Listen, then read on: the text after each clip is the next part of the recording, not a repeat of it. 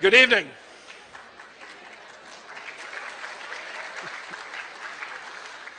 I want to welcome you to the Roger W. Hines Lecture for the 2006-2007 academic year. My name is Scotty McLennan, and I'm the Dean for Religious Life here at Stanford. A dozen years ago, the James Irvine Foundation established the Hines Lectures in Religion and Society. The series is intended to bring to the Stanford campus leading thinkers who examine the intersections and interactions of systems of belief and practice with human groups and societies. Past Hines lecturers have included Elaine Pagels, Diana Eck, Bruce Lawrence, Karen Armstrong, and last year, the Dalai Lama. There's much to honor in Roger Hines and his legacy. A professor of psychology, then dean, then vice president at the University of Michigan, he came to the University of California at Berkeley, where he served as chancellor from 1965 to 1971. Hines led the American Council on Education and then the Hewlett Foundation until his retirement in 1992. For many years, he lent his wisdom and energy to Stanford, having become a regular participant at its Memorial Church and a consultant to university leaders. We're delighted to honor him again this year with tonight's lecture. And I'm grateful to Religious Studies Professor Robert Gregg, formerly the Dean for Religious Life, who worked closely with the Irvine Foundation to establish this lecture series, and in a moment, he will introduce this year's speaker. And with that, I would like to introduce Professor Robert Gregg. Thanks, guys. Thanks to a splendid set of newspaper advertisements created by Debbie McDevitt of the Office of the Deans for Religious Life, you who have come here tonight already know a great deal about Professor Ehrman's celebrated and broadly read books. Perhaps some of you also know of his recorded lectures on early Christianity. I know from my days in North Carolina of the James Gray Distinguished Professorship, which he holds at UNC Chapel Hill.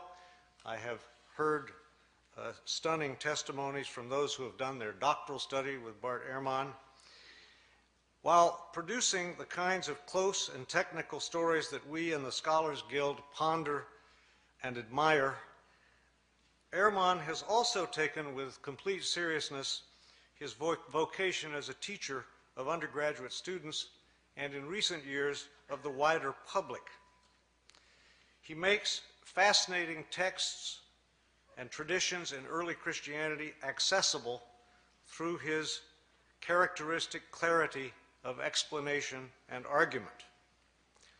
Alterations in the earliest manuscripts of New Testament writings and the special field of text criticism have occupied Ehrman since his own graduate student days, and we are very fortunate to have him here as our Hines lecturer to give us his latest take on some of these issues. His lecture title, as you know, Misquoting Jesus, Scribes Who Altered the Scripture and Readers Who May Never Know. That's not you. Please welcome Bart Ehrman.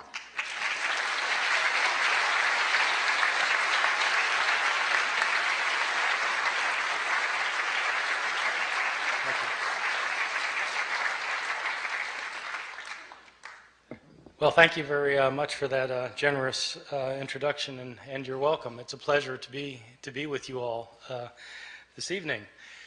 So as Bob was pointing out, I teach at the University of North Carolina at Chapel Hill, which, as you all know, is in it's the buckle of the Bible Belt, which creates certain interesting moments in teaching historical approaches toward early Christianity and the New Testament. This last year, I was teaching my course on the New Testament. So I had a class of about 360 students in it. And I decided to do something this last year that I had never done before. I began my class by asking students the following question. I said, how many of you in here would agree with the proposition that the Bible is the inspired Word of God? Boom! The entire room raises its hand. All right, good, great. Now, how many of you have read the Da Vinci Code, I asked? Boom! The entire room raises its hand.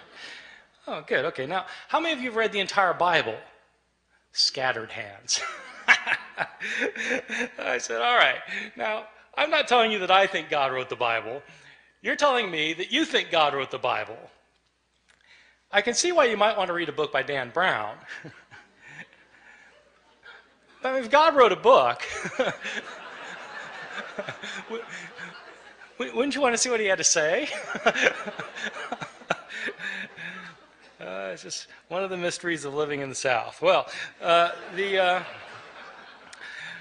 Bible is the most widely purchased, most thoroughly revered, and probably most broadly misunderstood book in the history of human civilization.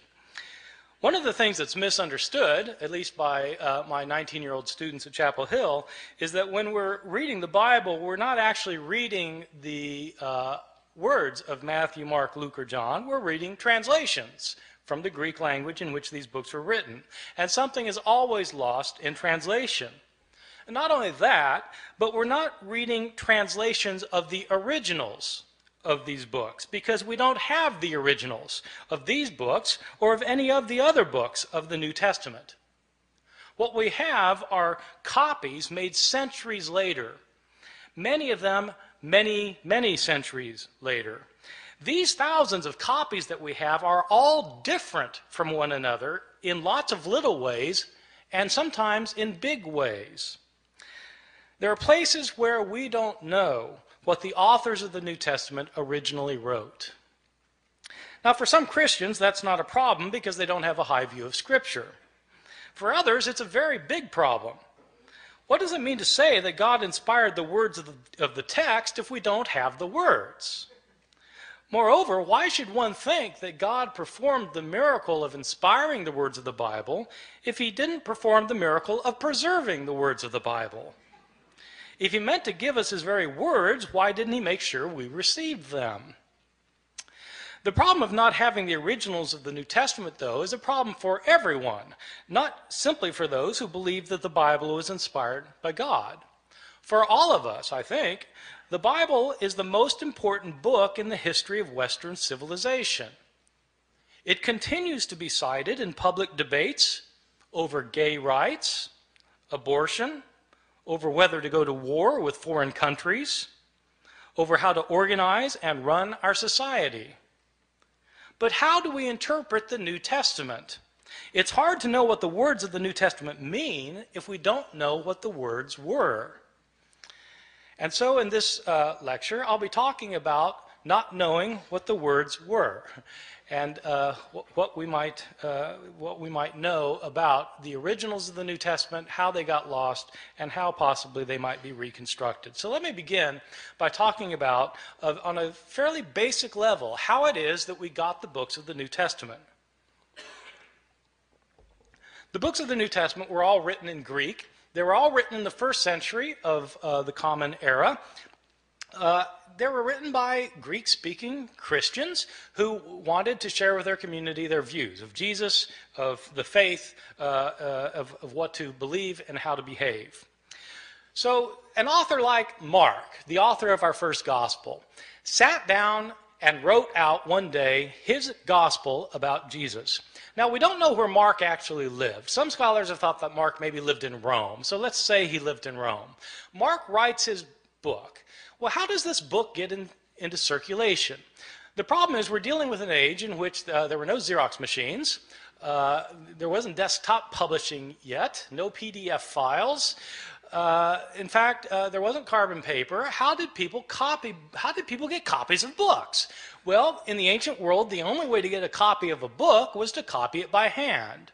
One page, one sentence, one word, one letter at a time. Mark makes his book, and somebody in his community wants another copy of it. And so that person either makes a copy himself or has somebody else make a copy for him. Now, part of the problem is that in the ancient world, at this time period in the Roman Empire, probably something like 90% of the population was illiterate. couldn't read or write. So not anybody could just make a copy. And most people who could write couldn't write very well. And so somebody makes a copy. We don't know who it was who made the first copy. We don't know if this person was competent or incompetent, but he made a copy. And probably, if he made a copy of this book by hand, one page, one sentence, one word, one letter at a time, he made mistakes. Now, my students sometimes have difficulty believing that people make mistakes when they copy things by hand. And so I tell them, well, you sit down tonight and copy the Gospel of Mark and see how you do. Well, in fact, they'll make mistakes. Now, here we have a problem created, because we have the second copy of Mark that is also put in circulation, and somebody wants a copy of Mark, and so they copy the copy. But the copy has mistakes in it. And so the next person who copies it copies the mistakes, thinking that they're the original wording. And the second person also makes mistakes of his own. And so he not only reproduces the mistakes of his predecessor, he introduces his own mistakes. And then another person comes along and copies that copy, making the mistakes of both of his predecessors and creating mistakes of his own. And then that book gets put in. And pretty soon you've got copies around the city of Rome that are all different from one another. Now, a visitor comes to Rome from Ephesus, and they have a church back in Ephesus too, and they want a copy of this gospel, and so he takes a copy, makes a copy, takes it back to Ephesus. And then that copy gets copied, and that copy gets copied, and that copy gets copied. Then somebody comes from Smyrna, and they want a copy. And so it goes for year after year after year. We don't have a copy of Mark until around the year 200. About 150 years after Mark was originally written. So not only do we not have the originals, we don't have the first copies, or the copies of the copies, or the copies of the copies of the copies of the copies, etc., etc. Mistakes were made en route, and these mistakes were replicated. Now, the only way a mistake gets corrected is if you're copying a copy of Mark, and you come across a sentence that you're pretty sure is wrong because it doesn't make sense, and you try and correct it. And so you correct it to say something other than what it says. The problem is there's no guarantee that you will correct the mistake correctly, right? You might correct the mistake incorrectly, in which case you've got three forms of the text: the original text, the mistake, and the mistaken correction of the mistake. And so it goes on for year after year, decade after decade. The originals end up getting lost. They get lost. They're either worn out of existence, or people figure, well, we don't need this. I've got a brand new copy of it, and so they throw it away. And all of the books of the New Testament, all 27 books, experience the same fate. And so that is the situation we're dealing with. This is not a situation that's unique to the New Testament. This is a situation that we find for every book from the ancient world. Every ancient book has this problem. The problem is exacerbated with the New Testament simply because the New Testament has come to be revered as Scripture, and also because, as it turns out, we have more copies of the New Testament than of any other book from the ancient world. That would seem like a good thing, but it also means that we have more mistakes for the New Testament than for any other book. And so the abundance of evidence we have creates an abundance of problems. Let me talk about the surviving copies that we do have. First, give you a sense of the numbers of books that we're talking about. New Testament was originally written in Greek, and at last count we had over 5,700 copies of the New Testament in the Greek language in which it was originally written. Now, when I say we have 5,700 copies, I don't mean that we have complete copies of all the books from beginning to end. What I mean is we have either complete copies or fragmentary copies. Some of these fragmentary copies are very small little fragments found in trash heaps in Egypt where the rest of the book was destroyed, and we just have a little scrap. So we have from little scraps to enormous tomes that are in medieval libraries. We have 5,700 copies in Greek, and we have copies in other languages, because as Christianity spread throughout the Roman Empire, people translated the New Testament into other languages, such as Latin. We have something like 10,000 copies of the Bible in the New Testament in Latin, in Coptic, the ancient Egyptian language, in Syriac, in Georgian, in Armenian, in Old Church Slavonic, etc., etc. We have all sorts of copies in all sorts of languages. These copies can be compared with one another, and when you compare these copies with one another, there are lots of mistakes in them, because no two of these copies are exactly alike in their wording.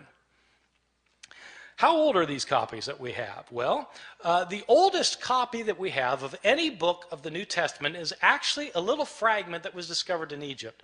This fragment is about the size of a credit card, and it's written on both front and back. That's significant, by the way, that it's written on both front and back, because it tells you that this copy actually came from a book, like we have books today where you've got pages written on front and back, as opposed to a scroll. Christians early on preferred writing their scriptures in books rather than in scrolls. That made these books different from other books throughout the Roman world. This little credit card sized scrap that we have is called P52. It's called P52 because it's written on papyrus. So papyrus is an ancient writing material, and it's called P52 because it was the 52nd papyrus that was discovered and categorized, classified. Cataloged. So this little scrap has a few lines on it from John chapter 18. It's the passage where Jesus is talking to Pontius Pilate in his trial before Pilate, where Pilate says, "What is truth? What is truth?" That line. So that's that. It's written on, and it's written both front and back. Now the thing is, if you have a little scrap like that, and it's written on the front and the back, and you know what passage it comes from, then you can actually do some interesting things, because you can figure out, even though you don't have a complete line on this page, you can figure out where this thing was on the page. And if you've got if you do it right, if you've got it one margin, you can figure out how many letters were in each line, and you can figure out how many lines must have been on the page in order to get from this part to that part. See what I'm saying? So you can actually reconstruct how long the page was, and then you can calculate how many pages were in this manuscript, because how many pages would it take with this many letters in it to create the Gospel of John. And so this one scrap can tell you how long the manuscript was. So there are people who do this for a living, so it turns out.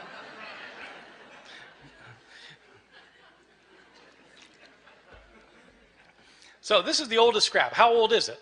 This scrap, P52, is usually dated to the first half of the 2nd century. The way they date ancient manuscripts is actually on the basis of a handwriting analysis.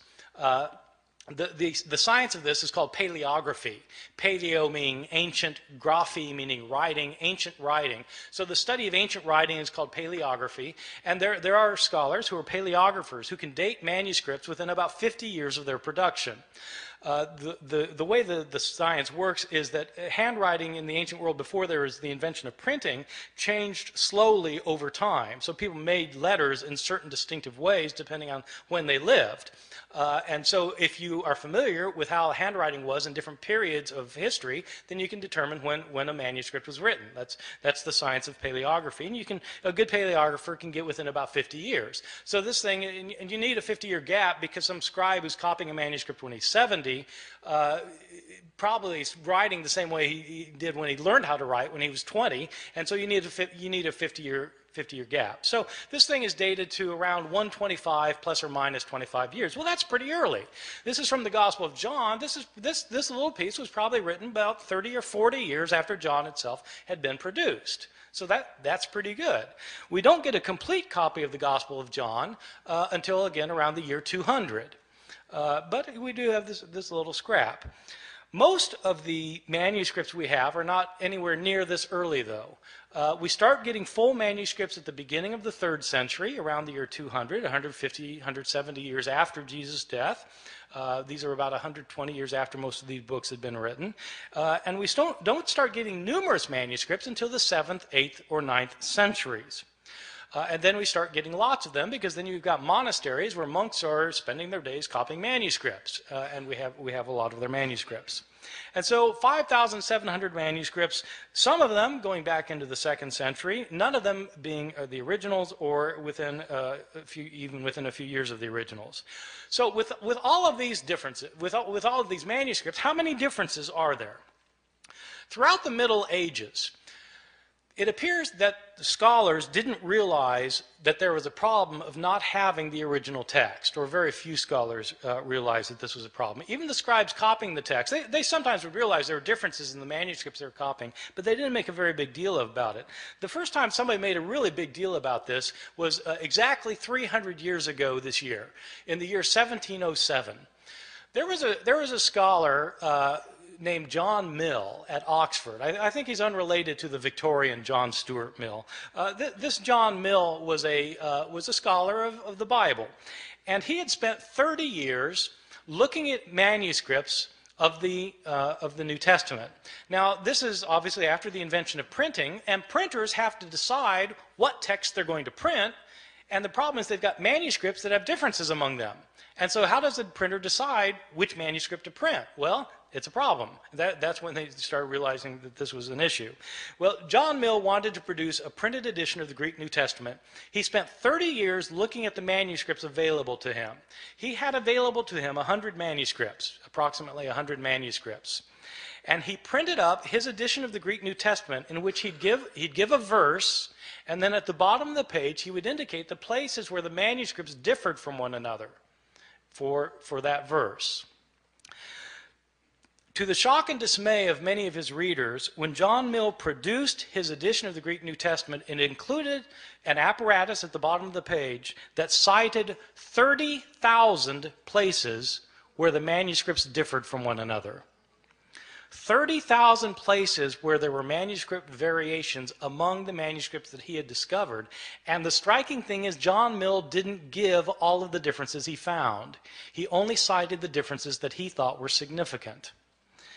Some of his detractors claimed that John Mill was working to render the text of Scripture uncertain.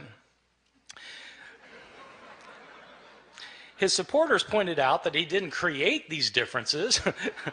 He simply noticed that they exist. So what do we know today about the numbers of mistakes in our manuscripts? Well, Mill looked at 100 manuscripts, and now we have 5,700 manuscripts.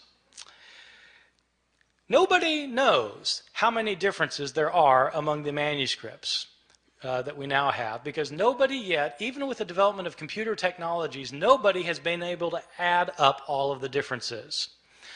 Sometimes scholars guess that there may be a couple 100,000 differences. Some people say 300,000, some say 400,000. There are different guesses. The way I usually put it to my students is in comparative terms. There are more differences in our manuscripts than there are words in the New Testament. More differences in our manuscripts than there are words in the New Testament. Well, this obviously creates a problem. If you want to know what Mark actually said, and all you've got are copies of Mark that are hundreds of years later that have so many differences in them, how can you possibly reconstruct it? Well, that is a problem. Now, having said that we have these hundreds of thousands of differences, I want to emphasize a particular point, which is most of these differences that we have in our manuscripts are completely insignificant, unimportant, and don't matter for a thing. Many of these differences in the manuscripts are so unimportant that you can't replicate them in translation. Okay? In other words, like they changed the word order in Greek, where you would have to translate it the same way no matter what the Greek word order is. So, I mean, it doesn't really matter very much. By far, the vast majority of these hundreds of thousands of differences are significant for nothing more than showing that scribes in antiquity could spell no better than my students can today. And scribes, of course, didn't have spell check. Scribes, in fact, didn't even have dictionaries. And many scribes didn't care how they spelled anything. Sometimes you'll be reading a manuscript and there'll be the same word that occurs, say, 3 times within a couple of lines, and the scribe will spell the same word 3 different ways. He just doesn't care how the word is spelled. Well, so, you know, you've got lots and lots of those kinds of changes, and what do they matter for? They don't matter at all. So, having said there are all these hundreds of thousands of differences, I want to stress that most of them don't matter for very much. Some of these changes, the ones that don't matter, basically are accidental mistakes. Scribes were sometimes tired or sleepy, sometimes they were distracted, sometimes they were inept or unqualified, and they made mistakes. They would leave out a word, they'd leave out a verse, sometimes they'd leave out a page. They just made mistakes sometimes. One of the common mistakes of scribes is actually kind of interesting. Sometimes, you know, in the New Testament, you'll have a saying where you'll have 2 lines that end with the same words. Like Jesus in Luke chapter 12 says that whoever confesses me before people will be confessed before the angels of heaven, and whoever denies me before people will be denied before the angels of heaven. So you've got two lines that end with the words before the angels of heaven.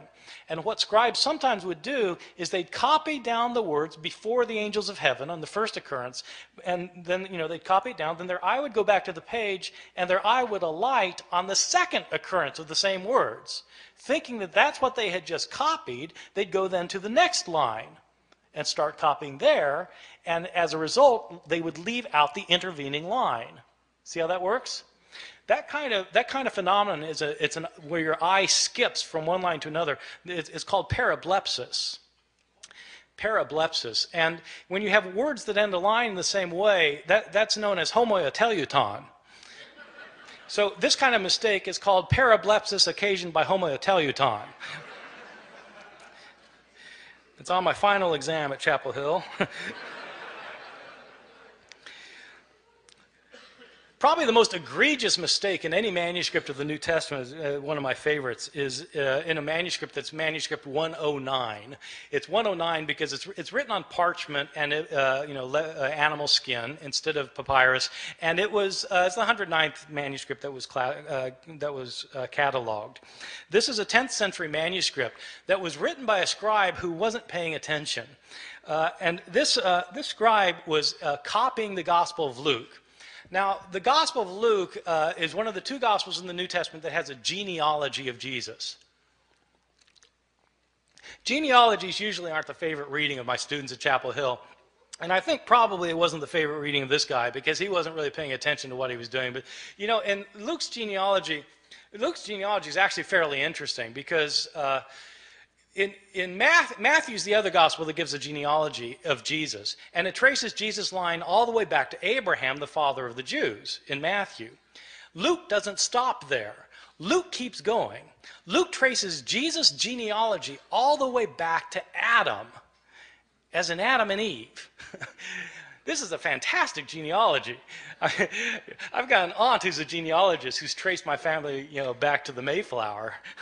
The Mayflower, Adam and Eve. So it's, Jesus is supposedly the son of Joseph, who's the son of so-and-so, the son of so-and-so, the son of so-and-so, who's the son of David, son of Jesse, son of so-and-so. It goes all the way back, Isaac, son of Abraham, so back to, Seth, son of Adam, who's the son of God.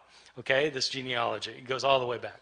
So the scribe of manuscript 109 is copying a manuscript that evidently gave the genealogy in two columns. But the second column didn't go to the bottom of the page. It only went partway down, the second column. So the first column, second column, partway down. And the scribe apparently didn't realize that this genealogy was in two columns, and so he copied across the columns instead of copying one column, then the other column, leading to some very interesting results.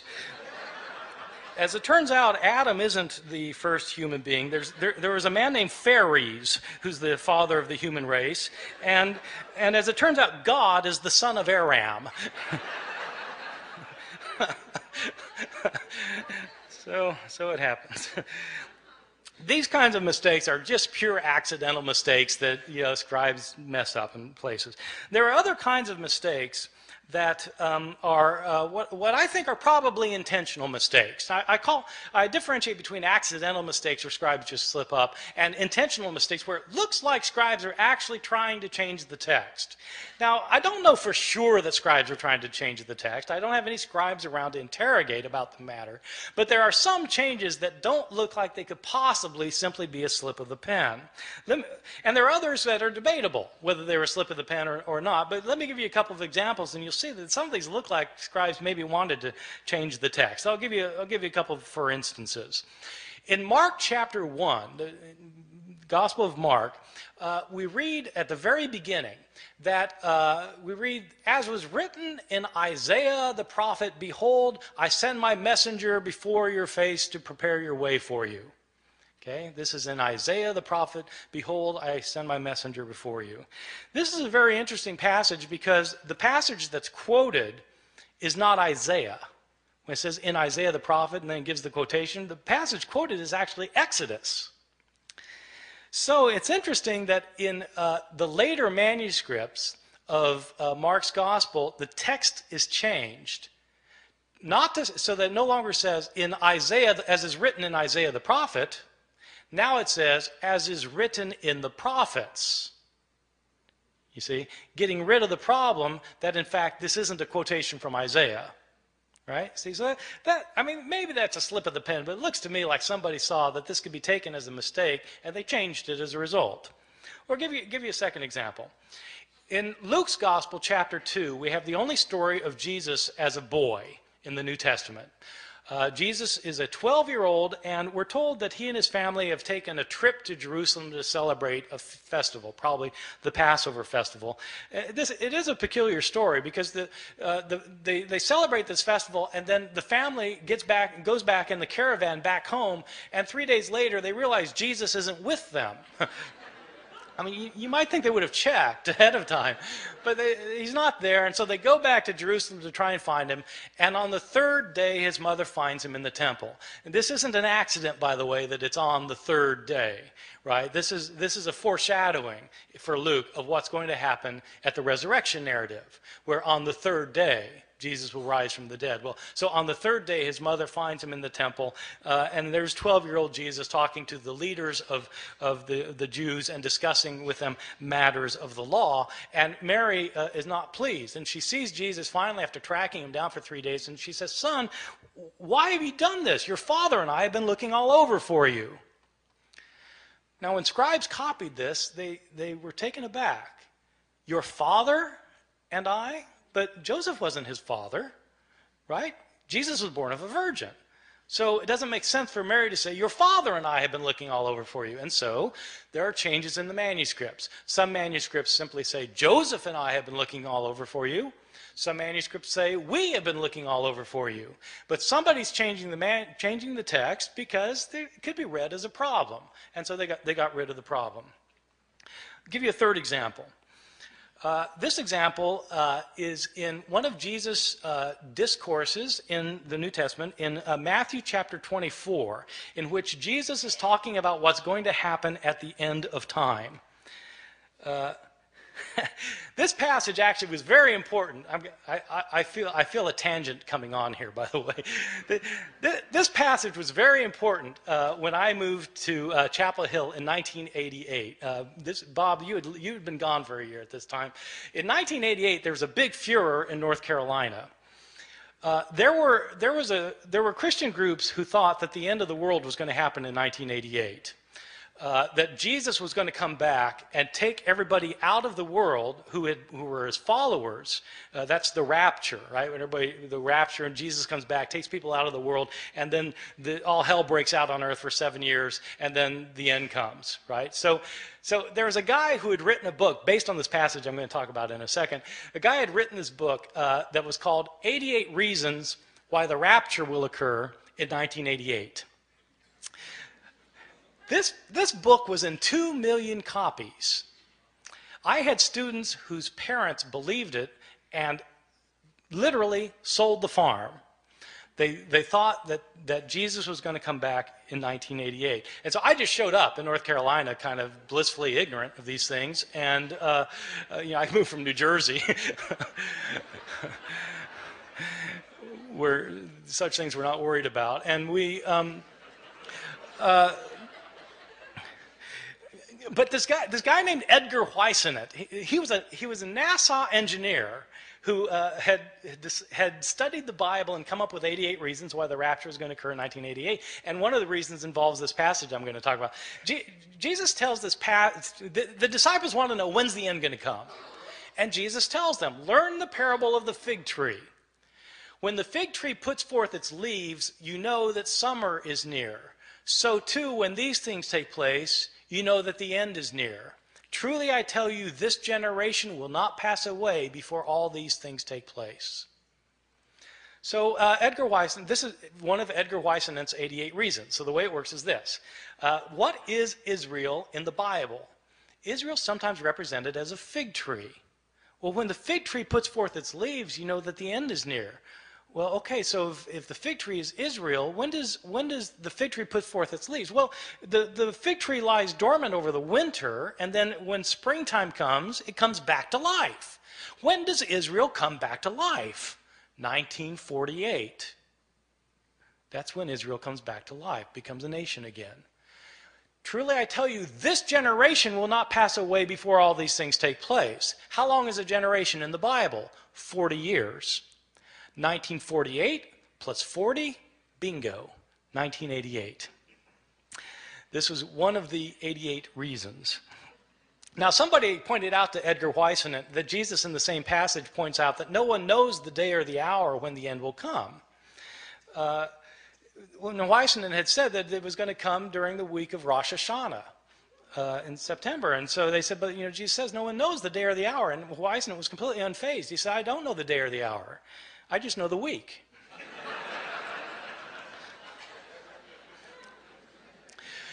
All right, so this passage actually throughout Christian history has been important because people have always been trying to figure out when the end's going to come.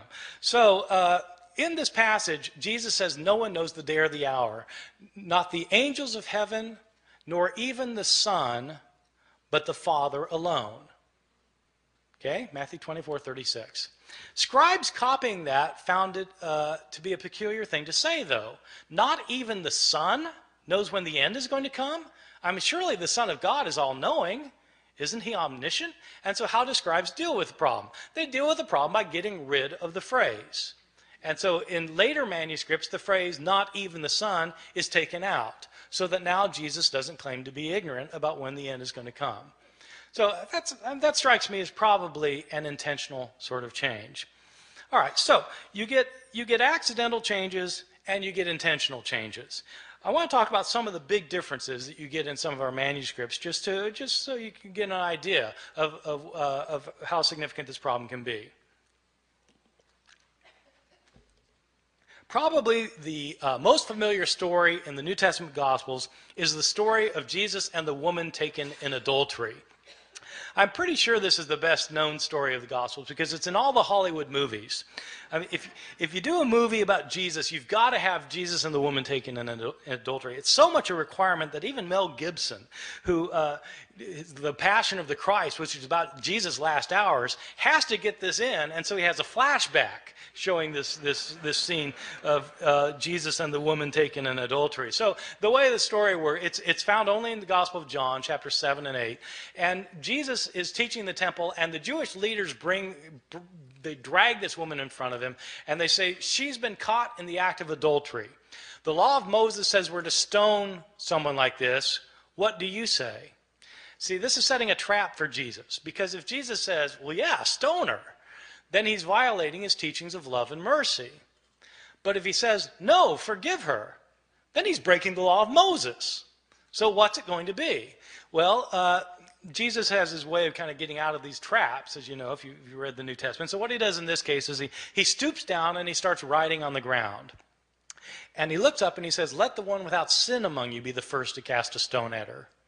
Stoops back down, starts writing again. And one by one, feeling guilt of their own sins, they begin to leave until Jesus looks up again and there's no one left.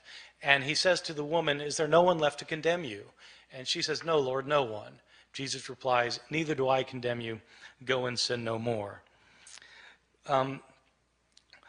There is a textual variant in a now lost manuscript, which when Jesus, about this line about when he says, let the one without sin among you be the first to cast a stone at her. In this one textual variant, it indicates that a stone comes flying out from the crowd, nails the woman in the head.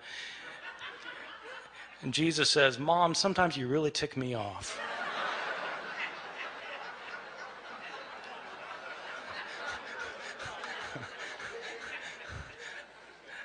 I made that up. This story, this beautiful story, this powerful story, which has two terrific lines from Jesus in it, this story was not originally in the Gospel of John. This is a story that was added to the Gospel of John by later scribes. How do I know that? We have a number of early manuscripts of the Gospel of John. This story is not found in any of our early or best manuscripts of the Gospel of John. The Greek authors who wrote commentaries on the Gospel of John over the centuries don't mention this story until the 10th century, 1,000 years after the days of Jesus. The writing style of this story, if you read it in Greek, the writing style is a completely different writing style from the writing style of the rest of the Gospel of John. As a result, scholars have known for years that this story did not originally belong in the Gospel of John. Well, why is it in our English Bibles then? Probably what happened was some scribe had heard this story. They'd heard the story and they decided that it illustrated some of the teachings in John chapter 7, and so they wrote out the story in a margin. A second scribe came along, saw the story in the margin, and thought it belonged in the text, and then wrote his manuscript by putting the story in the text. Another scribe comes along and copies that manuscript, and that manuscript gets copied, and so on until it becomes part of the textual tradition. And it's these later manuscripts that were used by the translators of the King James Bible in 1611, so that the story came into English through the King James Bible.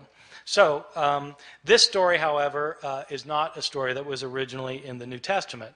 So people sometimes ask me, well, are there any changes that are significant in the New Testament? Yeah, well, this strikes me as a rather significant change, that the story of the woman taken in adultery wasn't originally there. Or consider a second instance of another big difference, the Gospel of Mark. Mark is probably my favorite gospel because it's so subtle and understated in places, and it says things that you don't expect. And nowhere is this more true than in the ending of Mark's gospel. In Mark's gospel, Jesus is put on trial, and he's crucified, he's dead, he's buried, and on the third day, the women go to the tomb. The tomb is empty, and Jesus is not in it. There's some man in there. And the man tells the women that Jesus is not here, he's been raised from the dead.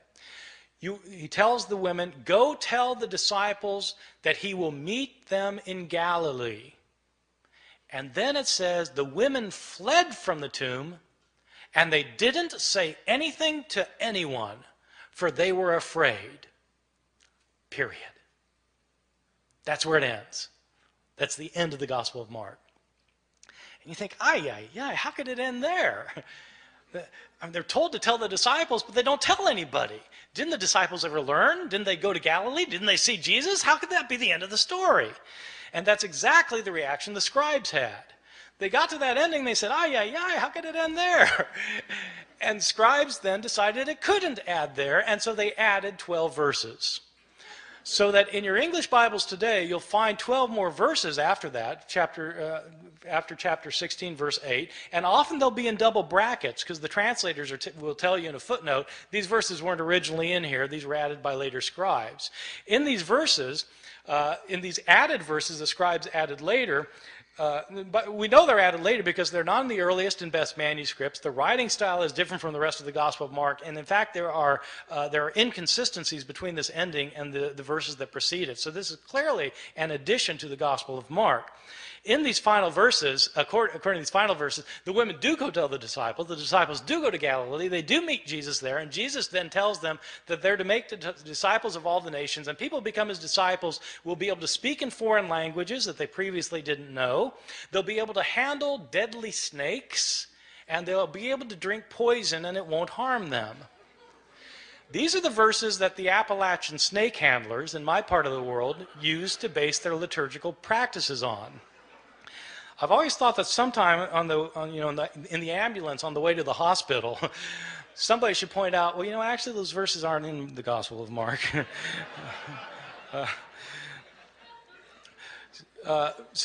Mark actually ends with the women not saying anything to anyone, for they were afraid.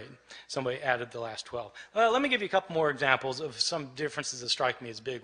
One that I think is really quite interesting that scholars debate. The first two I gave you, scholars don't debate very much. Almost everybody agrees that they weren't originally there. But there's an interesting change in another story in Mark that there's a lot of debate about among scholars. It's a story in Mark chapter 1 where Jesus heals a leper. And the way the story works is that Jesus is walking along, and a leper comes up to him, and the leper says to him, this is this guy with leprosy, and he comes up to him and he says, Lord, if you're willing, you're able to cleanse me. And in most manuscripts it says that Jesus felt compassion for the man, and he reached out his hand and he said, I am willing, and he healed him. But in several ancient manuscripts it says something different. In these other manuscripts, instead of saying Jesus felt compassion for the man, it says, and Jesus got angry and reached out his hand and said, I am willing, be cleansed. getting angry. Now, scholars have to debate which is the text that Mark originally wrote and which is the text that's been changed by a scribe. And one piece of logic that scholars have used over the years is this. Ask yourself, which text is a scribe more likely to have created out of the other? Is a scribe likely to have taken the text that says Jesus felt compassion and changed it to say Jesus got angry? Or is the scribe likely to have found the text that said Jesus got angry and to change it to say Jesus felt compassion? Well, if you put it like that, then, well, the latter's more likely something a scribe would have changed. And so this criterion ends up sounding kind of backwards, but the way the criterion works is that the reading that's the most difficult to understand is probably the original one. Okay? The more difficult reading is to be preferred. And so that's one reason for thinking that, in fact, this text originally said Jesus got angry. And there are actually a whole host of reasons for thinking that's what the text said. The next step, then, is to ask, well, what's he angry about? In other words, to try and figure out what the text means. But you can't know what the text means unless you know what the text says. You see? So you've got to establish the words first, and that's what people who are textual critics do. They try and decide what the words originally were. Let me give you one other example, and then I'm going to stop and take any questions that you have. There's another quite moving passage in the Gospel of Luke, which is also well known. It's a scene in which Jesus is being crucified, and Luke is interesting in the scene of Jesus' crucifixion. Luke is interesting at the scene of the crucifixion because it's unlike what happens in Luke is unlike what happens in Mark's gospel, the story of the crucifixion. In Mark's, just to illustrate this for a second, in Mark's gospel, which is the first gospel, you have a very distinct portrayal of Jesus going to his crucifixion, a portrayal that is filled with pathos and agony. People don't realize this, that Mark's portrayal is very different from Luke's portrayal. And the reason they don't see that there are differences is because of the way that people read the Gospels.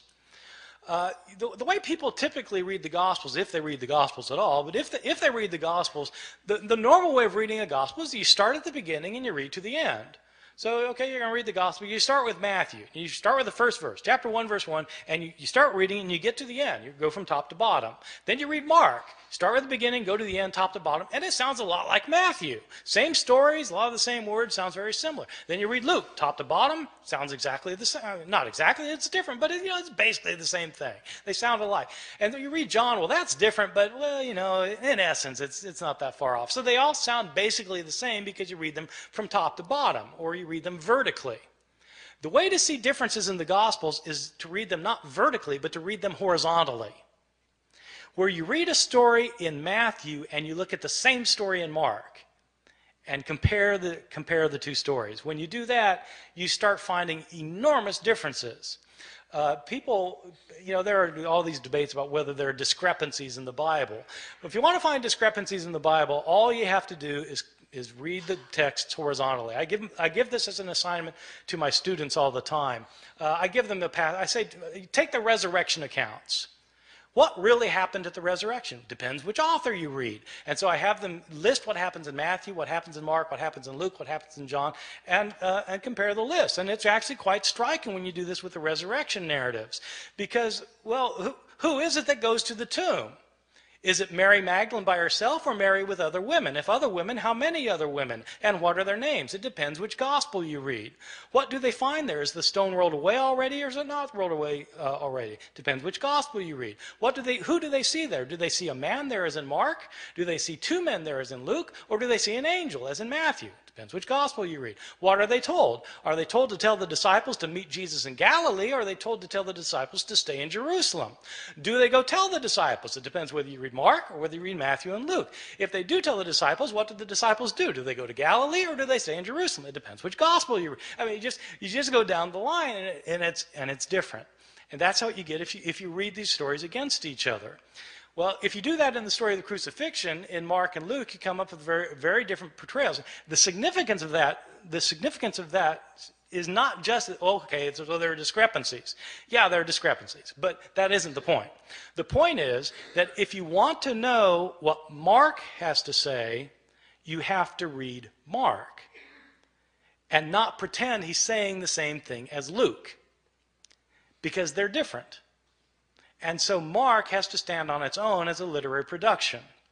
In Mark's gospel, when Jesus is being crucified, in fact, it's a very gripping scene. In Mark's gospel, Jesus doesn't say anything while he's being led to the place of crucifixion. While he's being crucified, he's completely silent. When he's hanging on the cross, he's mocked by the Jewish leaders, by the people who are passing by in front of him. He's mocked by both robbers in Mark's gospel. Jesus doesn't say anything until the end in Mark's gospel. At the end, he cries out, "Eloi, Eloi, lama sabachthani, my God, why have you forsaken me?" And he dies.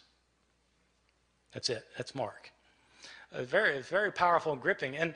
But people don't realize that this, because people think Jesus said all sorts of other things on the cross. Well, why do they think that? Because they've read Matthew, and they've read Luke, and they've read John, and they end up with the 7 last words of the dying Jesus, which are found in not one of the Gospels, but by smashing all of the Gospels together into one big gospel. Now, it's perfectly legitimate to do that if you want to do that. If you want to read the Gospels and smash them all together so they're all right and they're all saying the same thing, but you have to realize that if you're doing that, you're writing your own Gospel.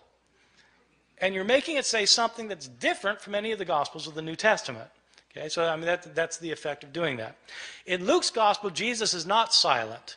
He's not silent on the way to be crucified. He sees women weeping for him, and he turns to them and he says, "Daughters of Jerusalem, don't weep for me. Weep for yourselves and for your children, for the fate that's to befall you."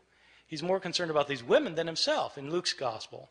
In Luke's gospel, he's not quiet while he's being nailed to the cross. He prays, "Father, forgive them, for they don't know what they're doing."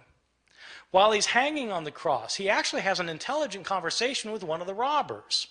The one guy maligns Jesus. The other robber says to the other person to be quiet because Jesus hasn't done anything to deserve this. And then he turns to Jesus and says, "Lord, remember me when you come into your kingdom."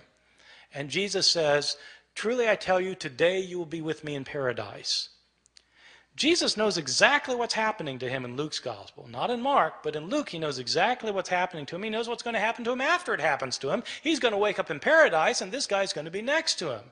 And at the end, the most telling thing of all is that Jesus, instead of crying out, my God, why have you forsaken me?" He doesn't say that in Luke. What he says is, "Father, into your hands I commend my spirit." And he dies. In Luke's gospel, Jesus is completely in control of the situation. He knows what's going on. He knows why it's going on, unlike Mark, where he seems to be in doubt. This verse about "Father, forgive them, for they don't know what they're doing" is a very interesting verse. In early Christianity, this verse was interpreted not as a prayer of forgiveness for the Romans who were crucifying him. It was interpreted as a prayer for the Jews who had turned Jesus over to the authorities. Jesus is asking for forgiveness for the Jewish people in the interpretation of the early Christian interpreters of the passage. That makes it striking that in some manuscripts from the early years, this prayer is omitted by some scribes. Why would scribes take that lovely verse out?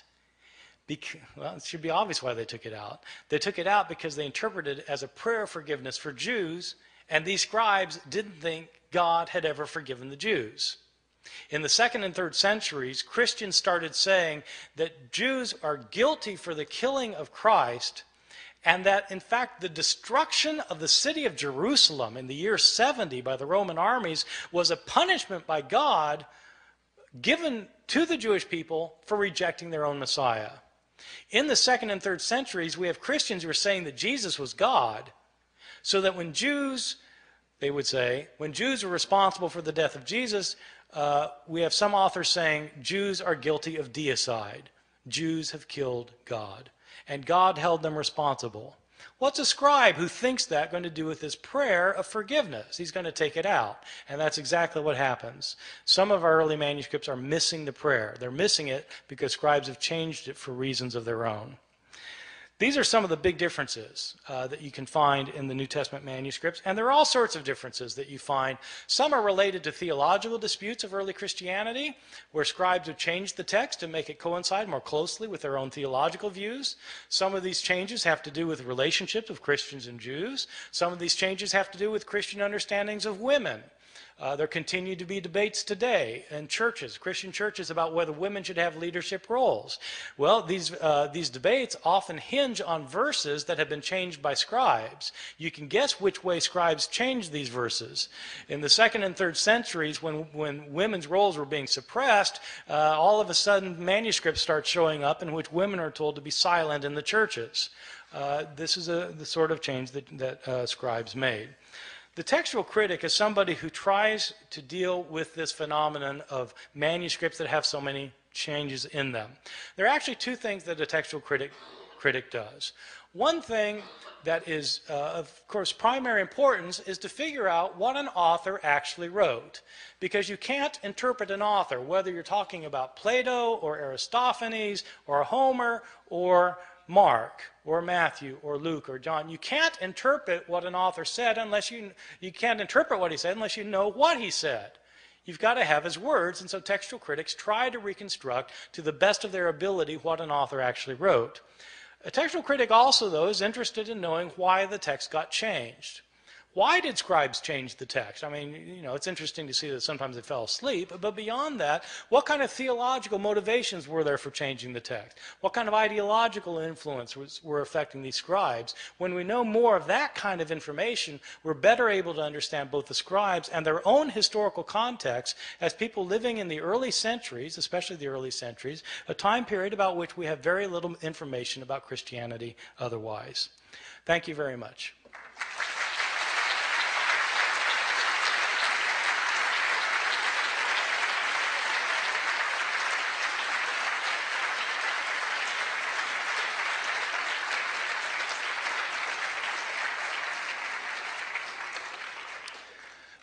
There are microphones on both sides, and I think we'll alternate. And can I just say that I will, if it doesn't sound like the question was loud enough, I'll repeat the question to make sure everybody heard it. So yes, start over here.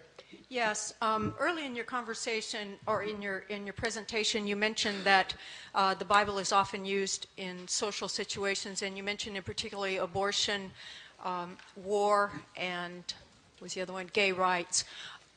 Have any of the differences that you have found or others have found affected how those concepts would be interpreted? Did you all hear that? Yeah. The kinds of social issues that are pressing for us today were not pressing to the scribes who were copying the texts. They simply had a whole different range of issues that they were far more concerned about. And so the passages that people leap on today to try and resolve certain kinds of issues simply didn't have that kind of importance to most of the scribes. So the answer is no. Most of those passages weren't affected. Yes? Are you familiar with the book of Urantia?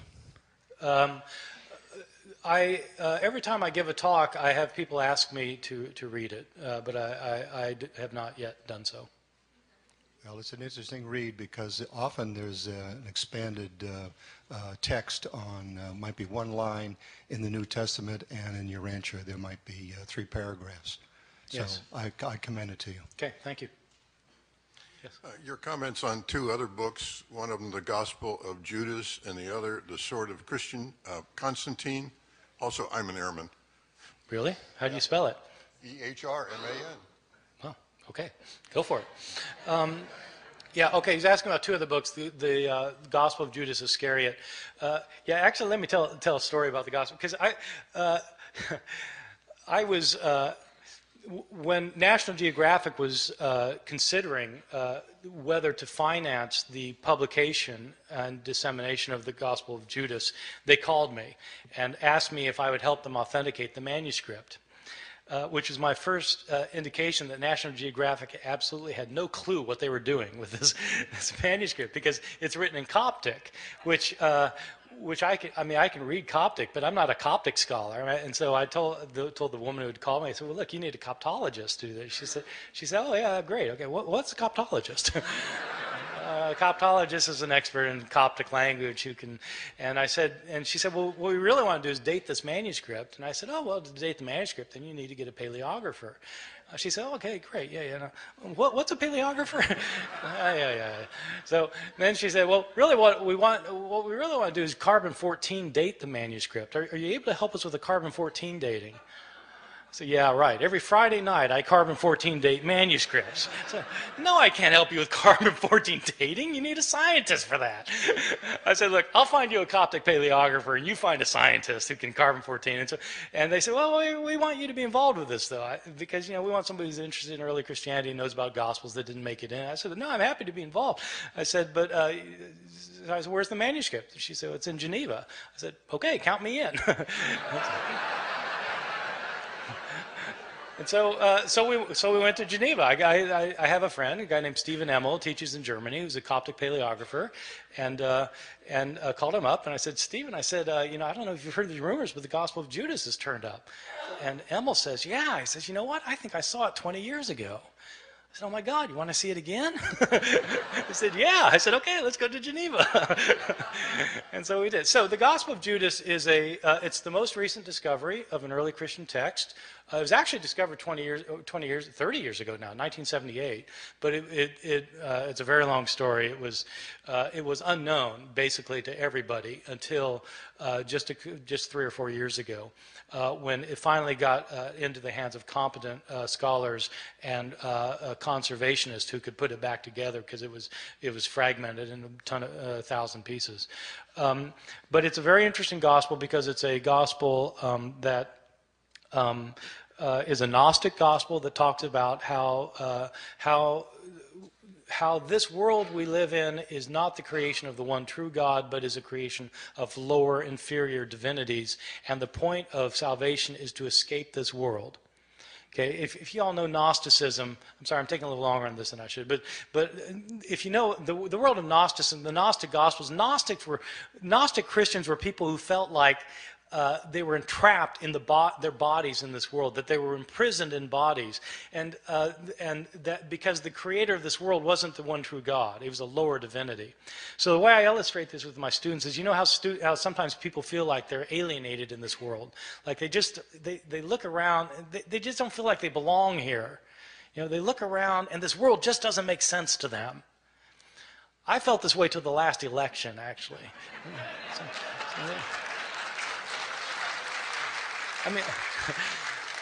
I knew people that seemed to do just fine, but it didn't make sense to me. I realized I don't belong here. I'm from another world, and these friends of mine are not from another world. They belong here. And so these Gnostics thought that they need to escape this world by having secret knowledge, and these Gnostic Gospels are Gospels that provide the secret knowledge. So the Gospel of Judas is that kind of thing. The most important discovery of a Christian book in the last 60 years, in my opinion. The other question was about the Sword of Constantine, written by James Carroll, which is, I think, a terrific book, a really good read, basically about Jewish-Christian relations, in short, but how the relationship of Christianity and Judaism changed when the Emperor Constantine became a Christian. I think that's a very, very fine book. Yes. I was wondering if you would say a word about Marcion, and also if you would consider 1 Clement to be a first-century witness to the text of 1 Corinthians. Oh, wow. I feel like I'm in my doctoral exam all of a sudden. Wow. Okay. Yeah. Okay. Marcion. The short on Marcion. Marcion was probably the most important Christian thinker of the 2nd century. He was a kind of a teacher-philosopher type from Asia Minor, who took the Apostle Paul very seriously when Paul differentiated between the gospel of Christ and the law of the Jews. Paul thought that a person could not be made right with God by keeping the requirements of the Jewish law, but a person had to have faith in Christ. And so this differentiation between law and gospel for Marcion became an absolute differentiation, that the God who gave the law could not be the God who gave the gospel. So that Marcion taught that there were actually two different gods, that the God of the Old Testament was in fact a different God from the God of Jesus. That the God of Jesus, in fact, tried to save people from the condemnation of the God of the Jews. The idea is the God of the Jews created this world, gave Israel the law, everybody breaks this law, and so this Jewish God condemns them. Justly. I mean, they broke the law, so they're condemned. Jesus comes from a higher God who never had anything to do with this world before Jesus showed up. Jesus came to save people from the wrathful God of the Jews. And so Marcion tried to propound this point of view and won a lot of converts. In fact, in his day, he was extremely successful. There were a lot of Marcionite churches that started up. And in some parts of the Christian world, it looks like this Marcionite understanding of Christianity was the dominant form of Christianity. In this form of Christianity, the Christian Bible didn't have an Old Testament, because that was the book of the Jews. And it had the Christian New Testament consisted of Paul's letters. Marcion knew of 10 of Paul's letters, and one gospel, the Gospel of Luke. So it was Luke and 10 letters. I mean, some of us are glad that Marcion didn't succeed, because those of us who teach New Testament would only have half-time jobs now. Anyway, so that was Marcion. The second question is, does 1 Clement give us any attestation for the text of 1 Corinthians? So 1 Clement is a book that is in a collection called the Apostolic Fathers. It was probably written in the mid-90s, and so it was actually written before some of the books of the New Testament. It was written to the church in Corinth by the Christians of Rome. And it was actually kind of an interesting situation that led to this letter. There apparently was some kind of ecclesiastical coup in Corinth, where the leaders of the church had been ousted somehow or other. We don't know how. And some other people had taken over, and the people in Rome didn't like it. And they tried to reverse this coup that had happened. And so this author then is writing to the church in Corinth to try and straighten things out. And this author knows about 1 Corinthians, and in fact reflects a lot of Paul's letter of 1 Corinthians, which was written about 30 years earlier. I don't think it gives us any help for knowing the text of 1 Corinthians, if by that you mean, does it help us reconstruct what the actual words of 1 Corinthians were? I don't think it helps us with that, but it does reflect many of the themes that you find in 1 Corinthians. Yes. With the possible exception of Matthew 24, where Jesus says, not even the Son knows, none of the textual examples that you've given tonight pose any problem for fundamental Christian doctrines. And I'm wondering if there are textual examples that are more threatening on that front. My second question is, to what extent were canon and textual problems discussed at Nicaea? Okay, the second question is quite easy. To what extent were the formation of the canon of the New Testament and the text of the New Testament discussed at Nicaea? The answer is not at all. The Da Vinci Code says they were, so yes. Who should I believe? Yes. Right. I think you need to trust Dan Brown. He did a lot of research for this book. He learned, for example, that Leonardo's name was really Da Vinci.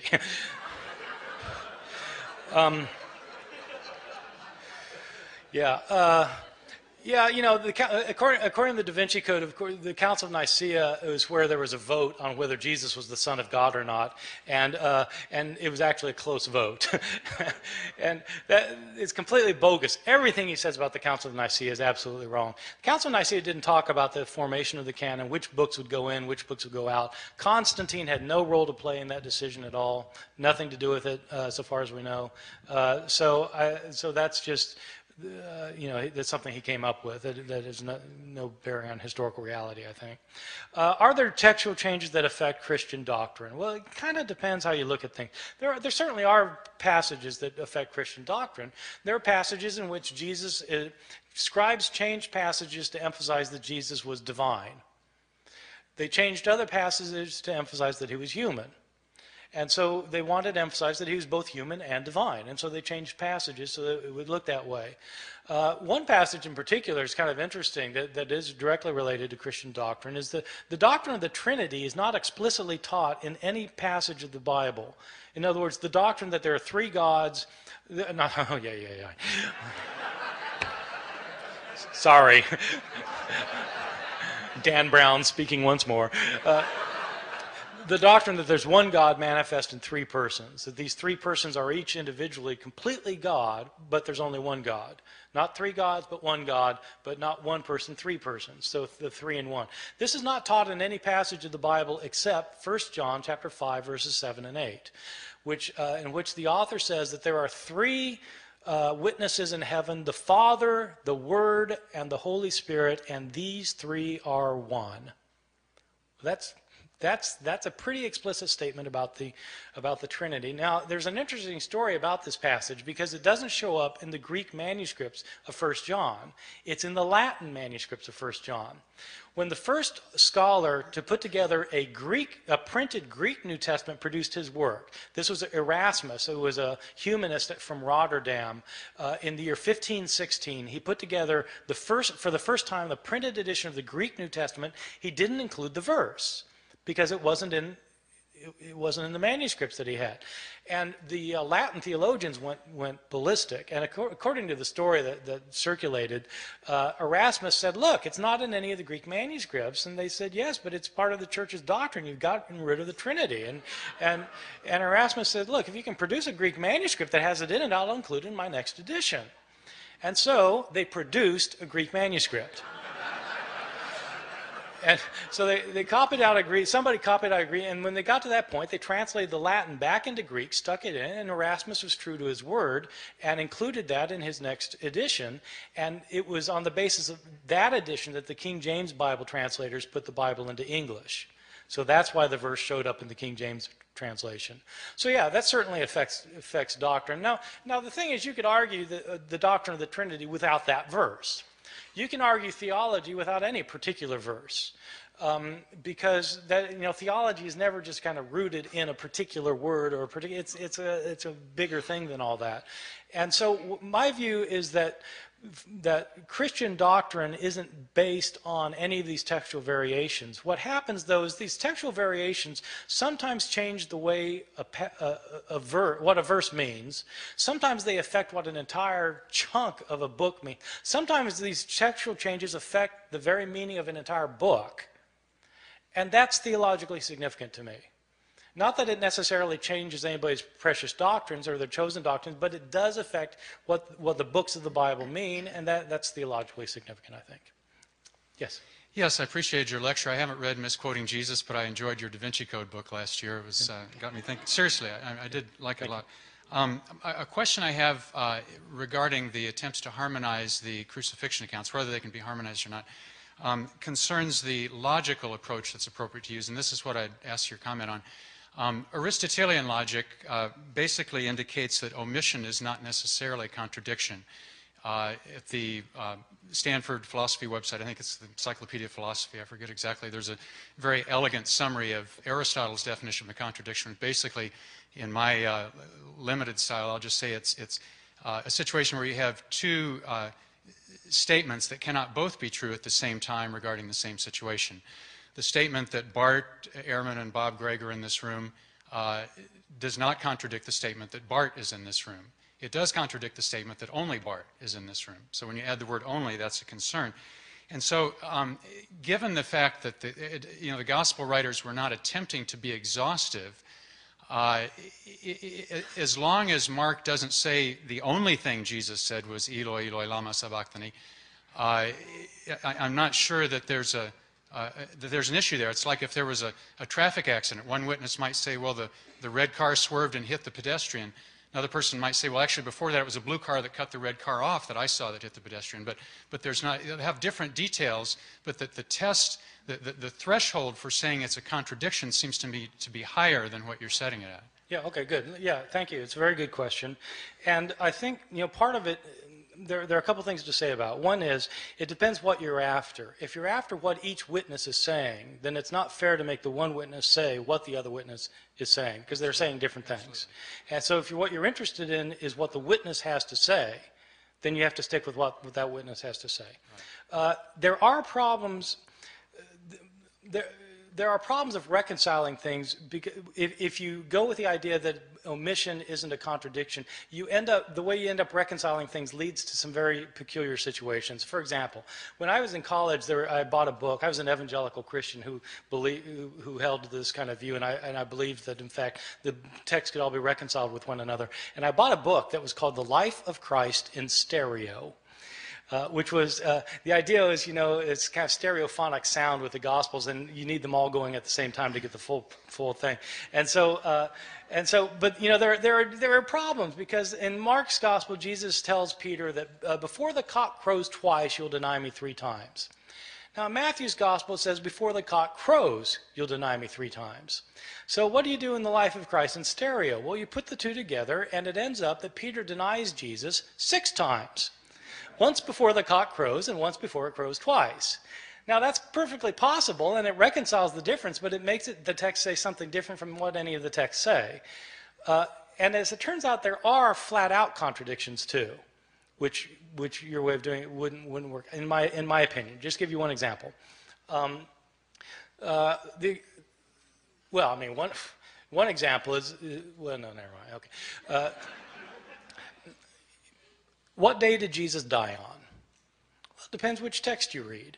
In Mark's Gospel, it's quite explicit that Jesus has a Passover meal with his disciples.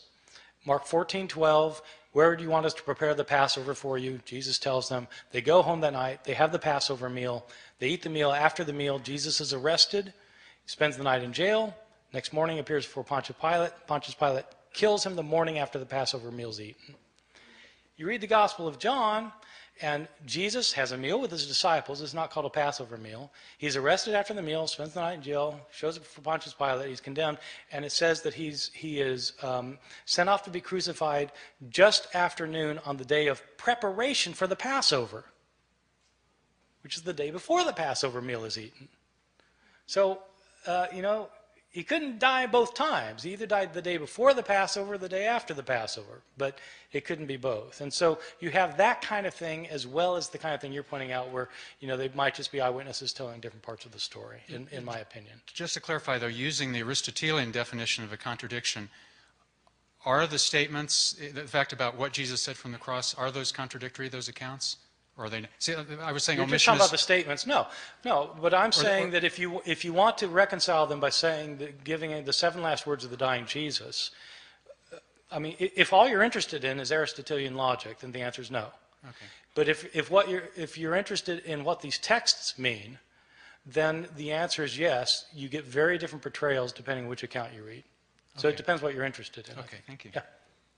Yes. I was reading your book, Misquoting Jesus, today, and it actually made me think a lot of some feminist theory that I've been reading lately about the responsibility of academics. Bell Hooks took a lot of flack for this book, Feminist Theory from Margins to Center.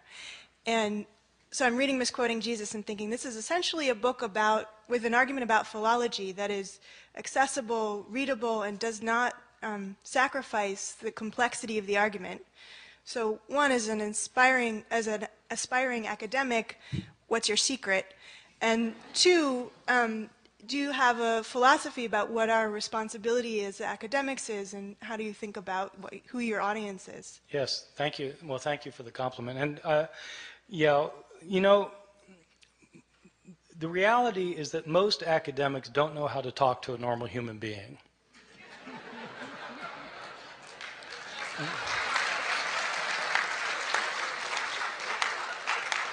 And so I have friends who want, they want to write a book that would sell in Barnes and Noble, and you have to tell them, you're not writing this for the guy who's in the office next door. You're writing this for your mother.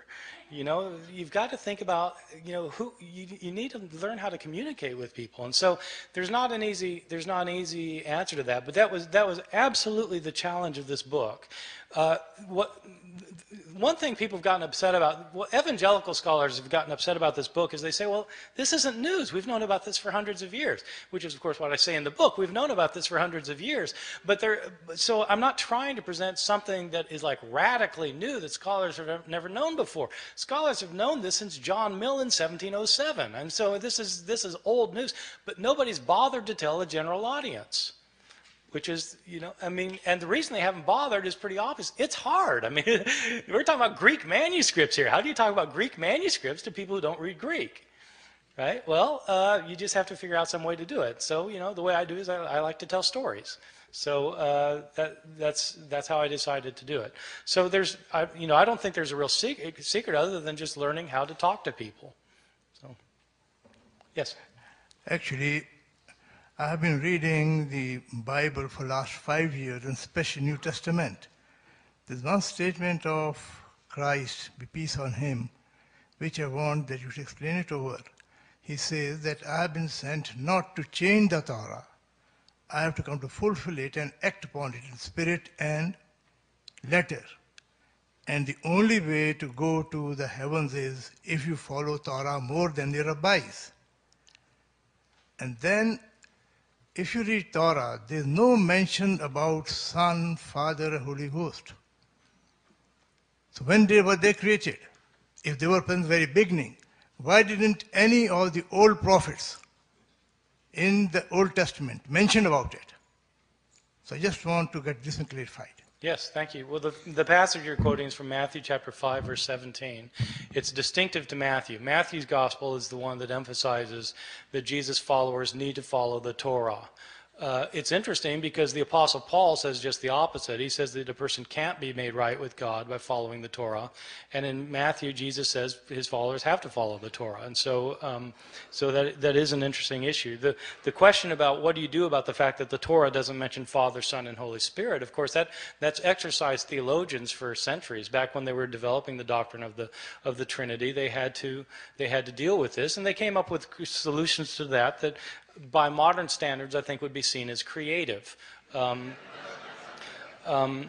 know, when God says, let us make man in our own image, who's he talking to? Right? Well, so there are passages that in the Torah that were used to support Christian theology, but of course other people might say, well, these are interpretations of the passage that aren't really the interpretations that they would have had for their first readers. Yes. Is there someone over here? Yeah. Yeah, can you talk just a little bit more about the relationship between these textual variants and different interpretations of the manuscripts with the actual process of canonization or deciding what should be put into the Christian canon, what should be omitted? The relationship between the changes in the manuscripts and what should go in and what should go out. Yeah, where they're like, you know, did that play into the debates of, you know, this gospel should be left out because we have different copies that are saying different things, for instance? Yeah, actually, you know, that particular issue didn't come up very much about, you know, can this be in because this manuscript has been changed in so many ways. There are interesting questions about the relationship of text and canon, though. I mean, just on kind of the most basic level, if the woman taken in adultery isn't in the oldest manuscripts, but it's in most of the manuscripts from the Middle Ages, is it part of the Bible or not? You know, is it part of the canon? Or the last 12 verses of Mark. They're not in the earliest manuscripts of Mark, but they're in most of the manuscripts of Mark. So is it part of the Bible or not? And that really is a good question, and it's not a question that a historian can answer. It's a question that a theologian needs to answer, because it has to do not with historical fact, but with theological interpretation about the nature of Scripture. But it's really, I think it's a fundamental question for theologians, because if theology, if a biblical theology is rooted in the text, you have to know what the text is. Which is, for me, one of the reasons I've been surprised over the years that theologians show no interest in textual criticism at all, most of them. No knowledge of it, no interest in it. And it seems to me it's actually kind of important for biblical theologians anyway. So, I think you need to go to the mic if you have a question. Did you have a question here? Oh, yeah. Yes. Thank you for talk. I have a question regarding the discrepancy among the Gospels. Yes. There are obviously there are many differences, and then it sounds like it's almost embarrassing to have those 4 Gospels put together as a Bible, and say that this is truth, because there are obvious differences. Yes. Then my point is there are argument that if there are embarrassing discrepancies among the Bible in the Bible, why would early Christians and why would they put them together and they say it's the Bible, Yes. although there are obvious differences? Yes, it's a great question. Why did the early Christians not look at these discrepancies and say this is a problem? Why did they include them in the same, in the same covers as the Bible? It's a really good question, and I think that actually different early Christians had different answers to that. One early Christian in the 2nd century was a guy named Tatian, whose answer to this was that you've got these 4 accounts, and this guy Tatian actually produced a Life of Christ in stereo for Syriac reading Christians in the 2nd century. He took the 4 Gospels and he put them together into one big gospel and reconciled them all together with one another in a book that was called the Diatessaron, which means through the 4. You take the 4, and through the 4 you get the big gospel. So that was one way of dealing with the problem. Some Christian authors thought that if you have contradictions between these texts, then what that is the Holy Spirit telling you that you need to look for the deeper meaning of the text, because the surface meaning of the text obviously doesn't work. And so it's God telling you need to look for the deeper meaning of the text. And the reality is that most Christians in the 2nd, 3rd centuries down to today never realized that there are differences. I mean, most people read the Bible and don't realize that there are differences. And I think it was that way in the early church too. In fact, most of these people couldn't read anyway. So, I mean, it wasn't that they could do a careful analysis of the Synoptic Gospels. They couldn't read the Gospel. So they heard them read in church, and they'd hear a story one week, and then another story next week, another story the next week, and it didn't occur to them that there are discrepancies. And so this idea of kind of finding these discrepancies in a way really wasn't the issue for most of these early Christians, I think. One more question. Can you give the reference to what just claimed about the illiteracy in the early Christianity? And yes, the illiteracy of early Christianity. Can you just give me references? Yeah. The best study of literacy in the ancient world is William Harris, and it's simply called Ancient Literacy, published by Harvard University Press. He doesn't deal very much with Christianity, but he does say a few things about it. All right, thank you. Yeah, I've come across a couple of radical pieces of information on the Bible I wonder if you'd comment on. One is that, I've read this in several places from biblical historians. One is that there was a get-together called the Second Council of Constantinople in around 555 AD. And it was one where they did some major deletions in the Bible, and they took out just about everything Jesus said about reincarnation. That's one of them. Well, that one's easy. That's false. Okay. One of the places I read this is in a book called The Jesus Mystery by Janet Bach. I don't know if that means anything to you. Right. Don't read those books. Okay. Okay. And in all due respect, how are they wrong and you're right? Authority. That's it? I mean, there are responsible historians, and there are people who are not responsible historians, and it's a very good question actually, because how do you know the difference? You go to a bookstore and you got these books. I mean, and some have nice covers and some don't have nice covers. How do you know who? And it's actually not an easy thing, and you have to know who to trust. And so one thing to do is look at credentials. Where do these people teach? Do they teach? Where did they get their degrees? Do they have degrees? Or are they independent researchers? An independent researcher is somebody who doesn't have a degree usually. Why don't they have a degree? So they might be telling the truth, but where do they get their information from? Look at their footnotes and see if they tell you where they got their information from. And then read scholars who teach in reputable institutions, who have reputable degrees, and whose books go through the kind of vetting process that is typical in scholarship, which is that you can't, anybody can publish a book today, but scholarly presses publish books that have gone through a scholarly process of evaluation. And that's the kind of book you want to read if you want an authoritative account. Yeah, and the second piece of information was that there's 18 years that are missing from the Bible, basically from the age of 12 to the age of 30. And it's been said that that was deleted, and that he spent those years traveling through India and visiting with various holy men and so forth, Right. and reaching a state of enlightenment. Right, and right. then coming back to... Yeah. Yeah, that, you can even find gospels that claim that. These gospels were written in the 19th century, but I mean, you can at least find gospels that say it. There are 18 years that are unaccounted for, and the question is, what would Jesus have been doing during these 18 years? And what most historians think is that he would have been doing what any Jewish lad in a small hamlet in Galilee would have been doing. He would have been working every day. Probably a carpenter, or apprenticed as a carpenter, and he probably didn't travel. Jews.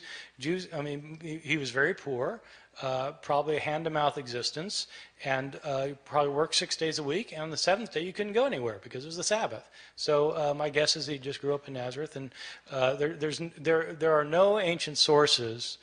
I mean, you asked me how do I know this? I've read all of the ancient sources. There are no ancient sources that say anything about Jesus going to India. Yeah, I just find, given the stature of this man, that the fact that there was zero written about him in those 18 years is very suspicious to me. I just think there must have been a deletion somewhere. I mean, Yeah. Why didn't somewhere in the Bible it said, well, from the age of 12 he just spent the time with his father in his shop and doing this and that, and Yeah. then all of a sudden emerged at 30 and did all these miraculous things. So anyway. Yeah, thank you. Okay. Yes. My question concerns essentially languages. If I understand correctly, and I'm not a biblical scholar, but I've done a little bit of work, most of what is written is from 30 years, the earliest would be some of the earlier letters of Paul, to 60 and further on years later after Christ passed on, much of which is either in Greek or in Latin. And in spite of what the governor of Texas was purported to have said in about 1923 in a trial on bilingual languages, they had that same problem when she threw a Bible down and said, if English was good enough for Jesus, then it's good enough for our students.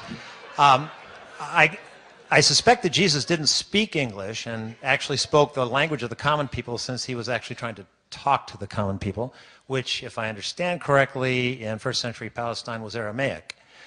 And there are very few Aramaic texts around. So could you comment on what's missing between what was actually said and the codices that we're actually trying to decode, and with no reference to Da Vinci Code here, decode as being what he might have said. Yes. In fact, I don't believe he spoke English, so he did not say, Father, forgive them, for they know not what they do. No. And in fact, I think Neil Douglas Klotz and a bunch of others in this Aramaic movement are trying to do something along these lines. So could you comment on that and where you stand there? Yeah, so, no, it's absolutely right. Jesus spoke Aramaic. My opinion is that he did not know Greek, and that he did not know Latin. I think he probably knew Aramaic. The Gospels are written in Greek, so already when you're reading the Gospels in Greek, you're a step removed from the words of Jesus, assuming that the words that are being recorded are actually words that he said, because they're written 30 or 40 years later, and maybe some of these words weren't things that he actually said. There are sayings in the Gospels that make better sense if you retranslate them into Aramaic from Greek.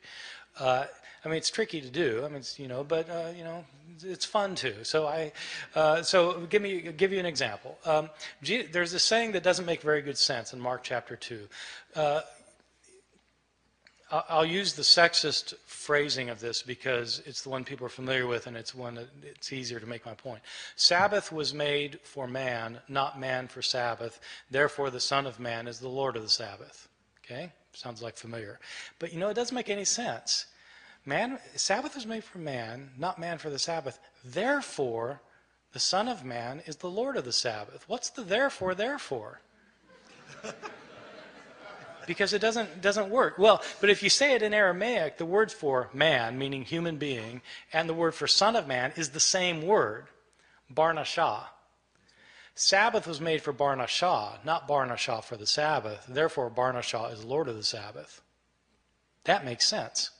So you retrovert it into Aramaic, and it adds up. And there are other sayings, just as a side, so you need to do that, actually, if you're doing the historical Jesus study. The other side of that is, there are some things that cannot be retroverted back into Aramaic, which means Jesus probably didn't say them. Give you a famous example.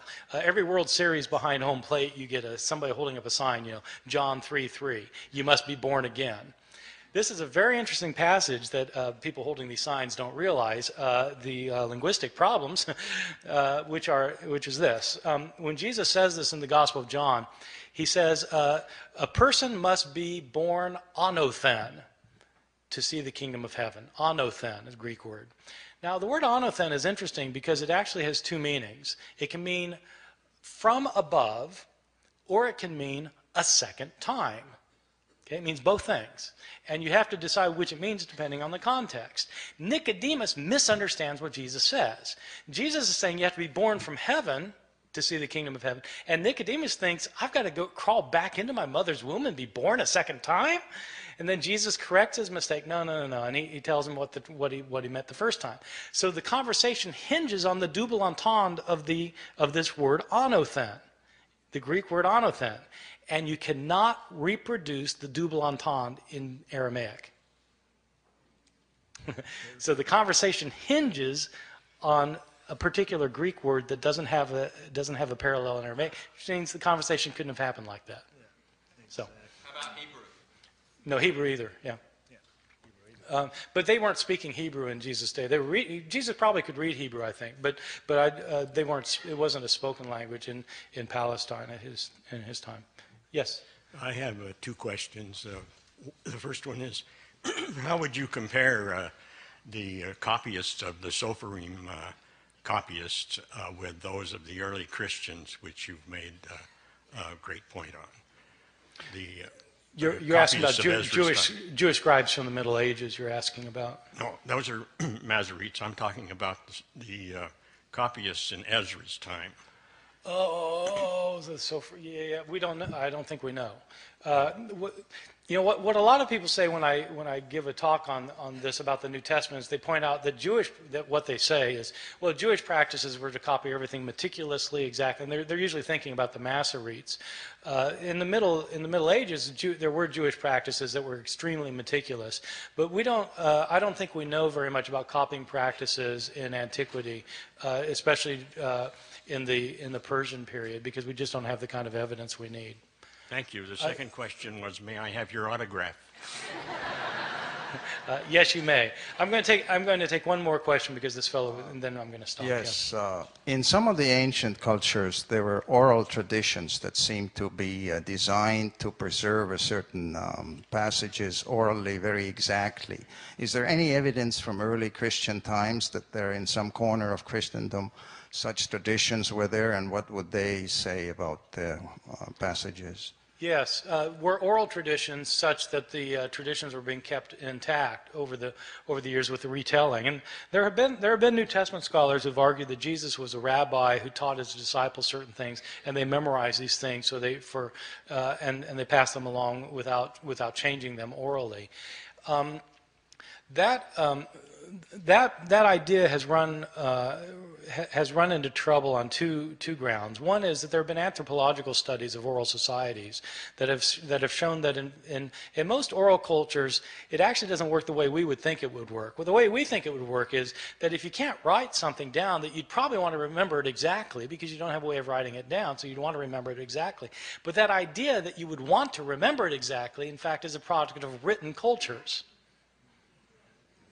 in oral societies, that isn't how they think, because they think, I mean, most people in oral cultures know that in an oral presentation, you change the story depending on the audience, the situation, the need at hand, et cetera, et cetera. So there's that. The other thing is that there's a way to check whether the stories about Jesus were being passed along without changing or being changed orally.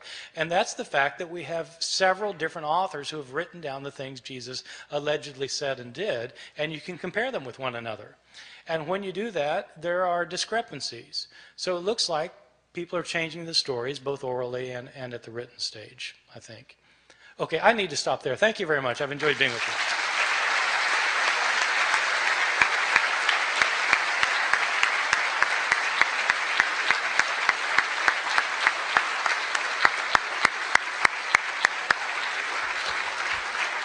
Thank you for an extraordinary evening. Thank you, Professor Ehrman, for bringing us scholarship that we haven't known for 300 years, as you point out, since 1707, both here tonight and in your books. And thank you all very much for your questions and for your participation this evening. Thank you.